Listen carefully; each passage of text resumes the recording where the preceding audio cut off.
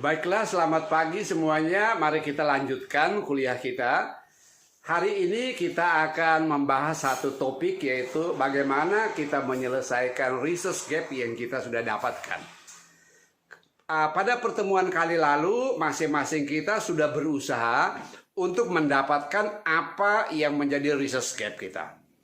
Mau diperhatikan, seperti saya katakan sebelumnya, bahwa kita tidak dapat memulai research kalau kita belum menemukan gap yang sesuai, gap yang memberi ruang pada kita untuk mengisi pikiran-pikiran baru kita. Oleh karena itu, saya selalu mengingatkan, bila kita ingin mengembangkan gap dan mencari solusinya, maka cara yang terbaik adalah berangkatlah dari parent disiplinmu atau dari disiplin indukmu. Apa itu parent disiplin dan apa itu immediate disiplin atau apa itu disiplin induk, apa itu disiplin pelengkap? Saya rasa kita sudah paham melalui kuliah-kuliah terdahulu. Disiplin induk tentu adalah disiplin yang paling kita kuasai, di mana ilmu kita memusat atau di mana akar daripada ilmu kita. Sedangkan disiplin pelengkap ya atau immediate disiplin adalah disiplin-disiplin ilmu di luar ilmu dasar kita yang bisa memperkaya pikiran-pikiran teoretikal dalam ilmu kita. Oleh karena itu, cara yang terbaik bagi kita adalah berangkatlah dari disiplin induk kita. Kalau saudara membuat research berkelompok dengan ilmuwan yang lain, maka tentu akan bagus kita mengembangkan sebuah riset lintas bidang. Misalnya kita mengajak ahli marketing, ahli manajemen operasional, ahli psikologi untuk membuat atau membentuk sebuah bentuk riset yang multidisiplin. Masing-masing akan bekerja dan disiplin induknya, sehingga riset yang dihasilkan akan memiliki kedalaman kualitas yang baik dengan orisinalitas sesuai dengan bidang ilmunya masing-masing. Oleh karena itu, saya rasa ini yang perlu mendapat perhatian kita semua. Apa contohnya? Contohnya para kandidat dokter marketing.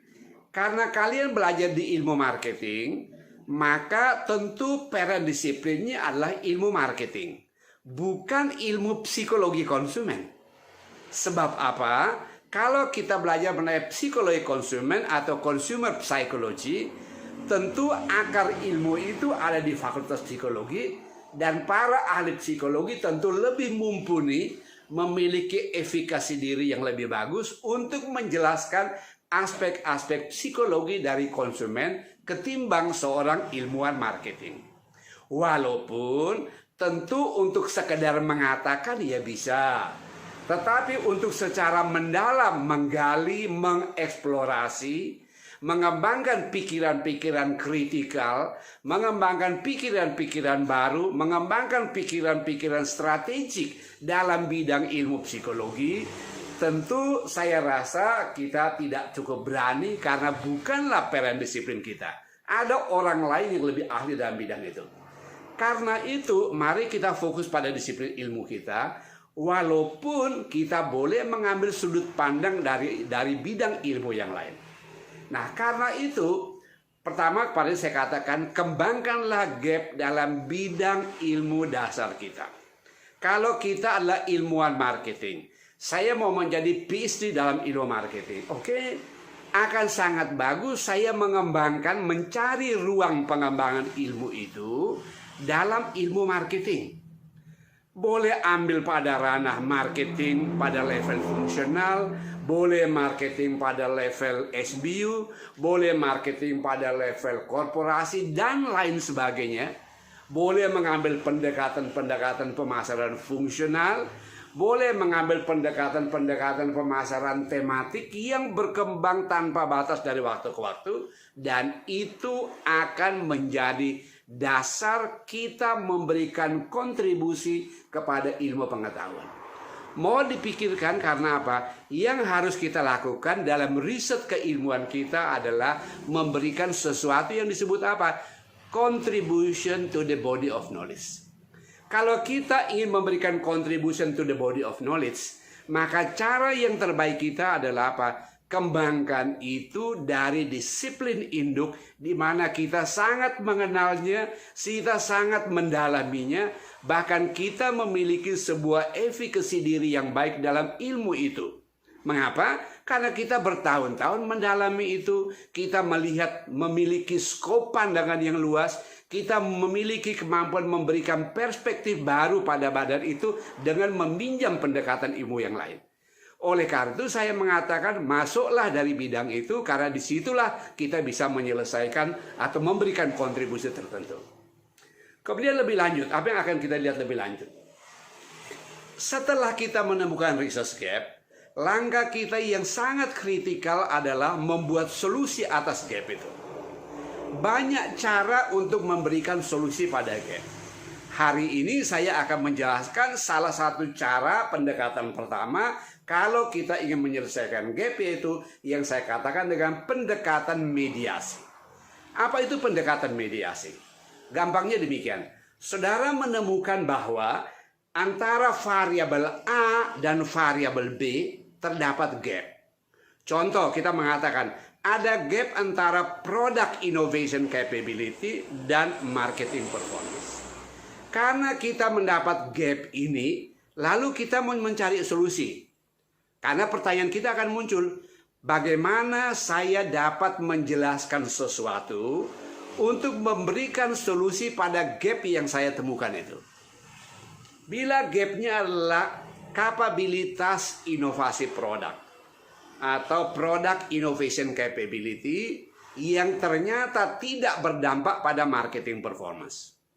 Kalau gapnya seperti ini, maka tugas saya adalah mencari mediasinya, jembatan perantaranya. Artinya, bila ada variabel kapabilitas inovasi produk seperti ini, kapabilitas ini yang wujudnya nanti adalah mampu membuat barang inovatif, mampu membuat barang yang baru, mampu membuat barang yang ikonik, mampu membuat barang yang kenapa.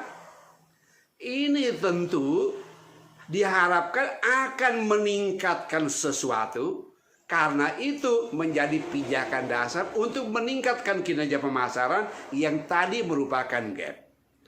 Nah, oleh karena itu, mari kita belajar apa prinsipnya mendapatkan sebuah ruang antara itu. Yang namanya mediasi atau variabel perantara, variabel kedua. Apa kriterianya? Paling tidak terdapat dua kriteria dasar yang perlu kita pegang. Kriteria yang pertama adalah selalu harus ada hubungan antar dua variabel. Hubungan itu harus bersifat apa? Bersifat logis. Ada logical connection antara keduanya. Logical connection itu artinya apa? Kalau saya kaitkan variabel A dengan variabel B dalam logika regresi, yaitu logika pengaruh, maka saya akan mengatakan semakin titik-titik variabel A adalah logis, maka akan semakin titik-titik variabel B. Ingat bahwa kita bekerja pada model regresional.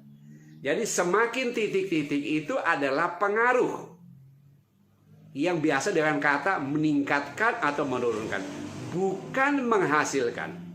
Karena kalau menghasilkan itu adalah ya di tiap-tiap variabel ini.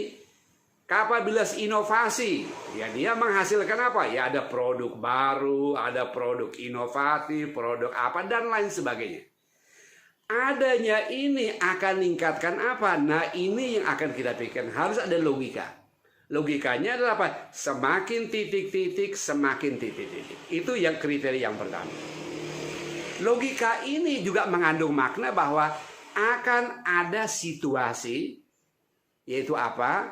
Situasi coherence antar variabel A dan tadi sebelahnya. Ya, itu menyatu pada logika yang kita bangun. Lalu kriteria yang kedua. Yang kedua yang harus menjadi perhatian kita adalah begitu kita memikirkan hubungan antara A dan B, maka hubungan ini harus bersifat eksklusif. Bukan inclusive entities.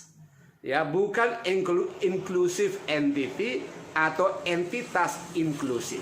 Artinya apa? Hati-hati, jangan pernah mengatakan semakin memakan maka semakin mengunyah. Enggak, karena mengunyah itu adalah inklusif pada makan. Kita juga bisa bilang mengatakan, dia juga tidak bisa mengatakan begini, makin tinggi kemampuan inovasi, maka makin unik hasil inovasinya. Itu pun inklusif, karena itu ada menyangkut di dalamnya. Karena itu pilihlah pendekatan yang saya sebut pendekatan eksklusif, yaitu yang memiliki kekuatan logika yang kuat dalam satu ranah teori tertentu, tetapi variabel kedua bukan menjadi bagian dari variabel yang pertama. Contohnya, kalau saya meminjam teori service dominant logic, lalu saya mungkin akan mengatakan begini, semakin tinggi kapabilitas inovasi produk, maka akan semakin tinggi keunggulan-keunggulan nilai regiosentrik yang ingin ditonjolkan oleh sebuah value dari produk atau layanan yang diciptakan. Karena itu, makin tinggi keunggulan regiosentrik dari produk atau dari value atas produk layanan yang saya berikan, ini akan meningkatkan kinerja pemasaran. Contoh yang baru saya omongkan ini adalah salah satu disertasi dari Dr. Hanfan, ya. Saya rasa Dr. Ahmad Hanfan dulu membuat disertasi seperti ini, ya. Bila ada religiocentric value advantages, kira-kira semacam itu, maka sangat boleh jadi kinerja pemasaran akan makin meningkat. Karena itu merupakan daya tarik yang kita tawarkan dalam pasar akibat adanya kemampuan inovasi produk yang baik. Proses semacam itu, dua kriteria dasar semacam itu, saya rasa ini yang menjadi pikiran dasar kita pada saat kita mengembangkan model. Lah, bagaimana prosesnya? Mari kita ikuti pelajaran-pelajaran selanjutnya. Tapi baik, sebelum lihat ke pelajaran selanjutnya, mari kita berlatih memanfaatkan pikiran dasar ini, bagaimana kita menyelesaikan sebuah research gap yang kita temukan, yang kita kembangkan dalam disiplin ilmu kita, dalam parents disiplin ilmu kita. Bahwa nanti model dasar kita mau dilengkapi sesuatu dari disiplin ilmu yang lain, sebagai immediate disiplin kita atau sebagai disiplin pelengkap kita, saya rasa itu baik sekali. Jadi baiklah kawan-kawan semuanya, saya rasa itu yang ingin saya berikan. Saya Agusti Ferdinand, Profesor Marketing dari Universitas Diponegoro, Program Studi Manajemen, Fakultas Ekonomika dan Bisnis. Semoga pikiran-pikiran sederhana ini dapat memberikan inspirasi lanjut pada kawan-kawan semuanya, kawan-kawan pembelajar dan periset semuanya, bagaimana kita mengembangkan model-model penelitian kita yang layak atau baik untuk disertasi, bahkan baik untuk publikasi-publikasi pada jurnal-jurnal bereputasi. Bagaimana proses selanjutnya? Kawan-kawan semua boleh menggunakan buku saya Metodologi Penelitian yang kuning, atau boleh juga merujuk pada jurnal-jurnal bereputasi yang nampaknya selama ini melakukan publikasi-publikasi yang bermutu dengan prinsip berpikir logika keilmuan seperti yang barusan saya sampaikan. Mari kita jelaskan apa yang tadi dimaksudkan dengan pemodelan dengan prinsip-prinsip yang tadi sudah disebutkan harus bersifat eksklusif. Mari kita melihat pada slide ini. Jadi pada saat kita melakukan pemodelan, prinsip yang harus dianut adalah prinsip momen eksklusif. Contoh, kita memiliki variabel A yang akan berpengaruh pada variabel B. Variabel A tentu memiliki kontennya masing-masing, seperti halnya variabel B pun memiliki konten. Masing-masing mereka memiliki konten yang inklusif pada masing-masingnya. Dalam pemodelan yang kita perlukan adalah bahwa apa yang menjadi konten dari A, variabel pertama, tidak boleh menjadi bagian dari konten variabel B, bagian keduanya, dan sebaliknya. Artinya, variabel A akan berpengaruh pada variabel B, tetapi variabel B berisi sesuatu yang bukan isi dari variabel A. Yang seperti itu kita sebut hubungan dua momen ini adalah momen yang eksklusif. Dengan kata lain, A bukan wujud dari B, atau sama halnya B bukanlah wujud dari A. Dengan dasar ini, kita sekarang mari melakukan solusi pada gap kita, yaitu melalui pendekatan mediasi. Contoh, kita memiliki gap antara variabel A dan B. Terdapat inkonsistensi hasil penelitian mengenai pengaruh variabel A pada variabel B. Nah, untuk itu kita lalu menggunakan sebuah pendekatan teori tertentu. Kita menentukan mediasinya adalah M. Artinya, A akan berpengaruh pada B bila melewati M. Sehingga dikatakan M memediasi pengaruh A pada pengaruh B. Sampai di situ tentu mudah dilakukan. Yang kritikal dan perlu kita lakukan adalah sekarang menentukan apa persyaratan memilih variabel M dalam hubungan regresional yang logis yang merupakan momen eksklusif yang kami maksudkan. Artinya, pada saat kita memilih variabel M, hati-hati jangan sampai variabel M ini sesungguhnya isi dari variabel A yang belum dicakupkan dalam variabel A, atau merupakan isi dari variabel B yang juga belum dicakupkan dalam B. Oke, kita lanjutkan seperti di sini.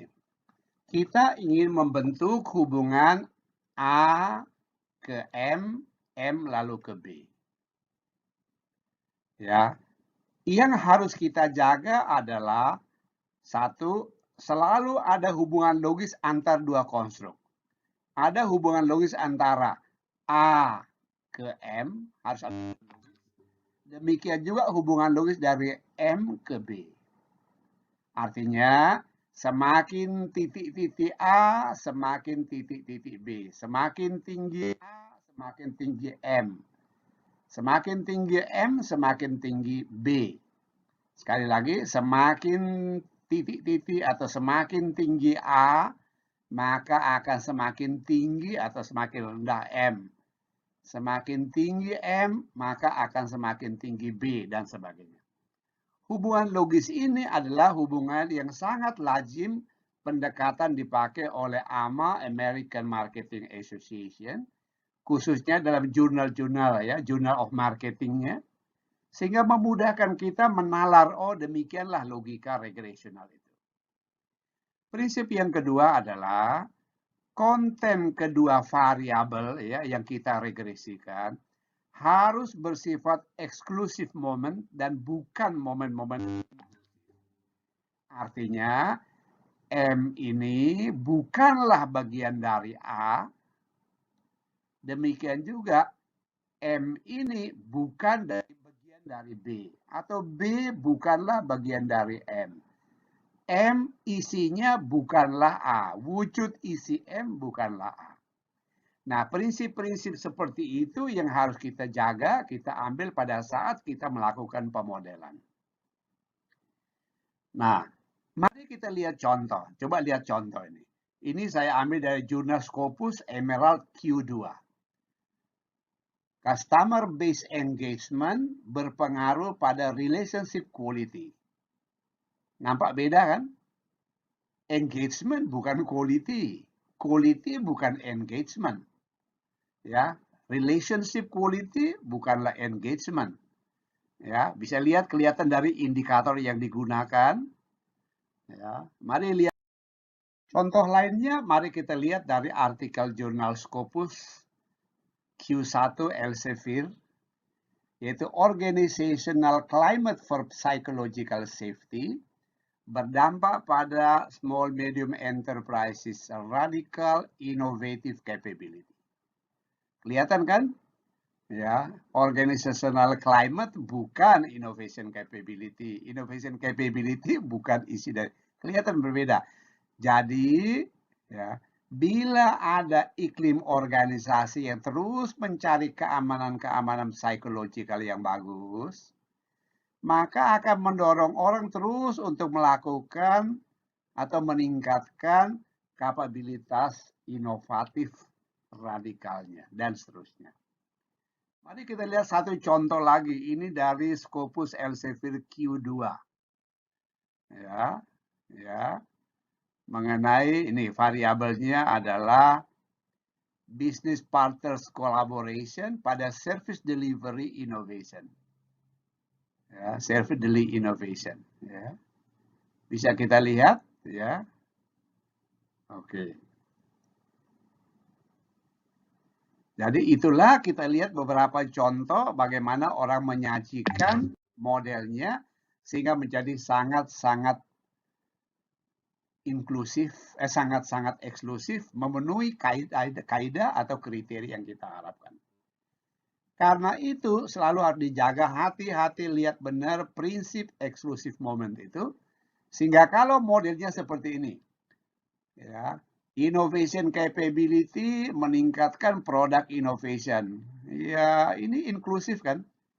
Karena dalam innovation capability wujudnya adalah apa? Artinya barangnya kami sudah terinovasi, kami sudah menginovasi. Sama seperti contoh klasik saya adalah makan menyebabkan kunyah. Ya memang kita makan harus mengunyah, tapi makan tidak menyebabkan ngunyah. Karena mengunyah itu adalah bagian dari makan. Oke, baik ya saudara-saudara sekalian, saya lanjutkan sedikit.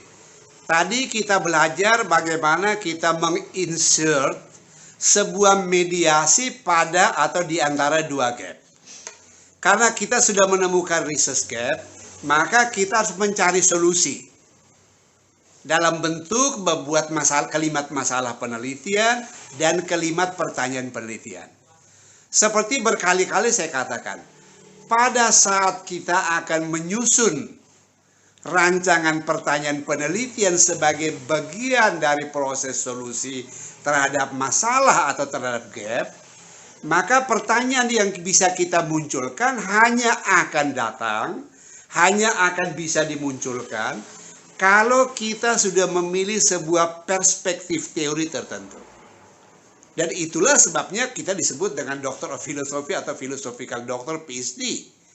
Kita memilih sebuah pendekatan teoretikal tertentu, kita gunakan sebuah pisau analisis teori tertentu sebagai dasar untuk memunculkan variabel apa yang mungkin berbeda dengan penelitian orang lain, dan kita pilih untuk menjadi bagian dari kekayaan intelektual kita melalui riset yang kita buat. Karena itu yang menjadi dasar bagi kita adalah pilih dulu teori apa yang mau kita gunakan. Kalau kita membuat idea mapping, menelaah jurnal-jurnal, kita akan menemukan sangat banyak teori yang bisa digunakan dalam ilmu marketing. Contoh paling gampang saya tunjukkan.